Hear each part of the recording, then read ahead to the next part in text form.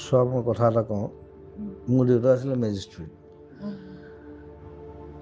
মই জন্ম হৈছোঁ তুৰাত তাৰপিছত আমি আহিলোঁ যোৰহাট মোক কামেল স্কুলত দিলে মই অকল 6 মাহ পঢ়িছোঁ তাত তাৰপিছত গুচি গ'লোঁ তেজপুৰ তাত এবছৰ থাকিলোঁ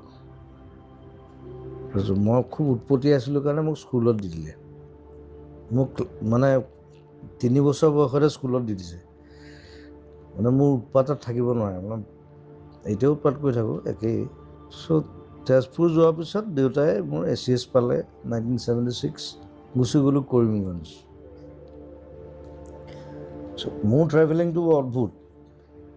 কৰিমগঞ্জত আমি 8 বছৰ আছোঁ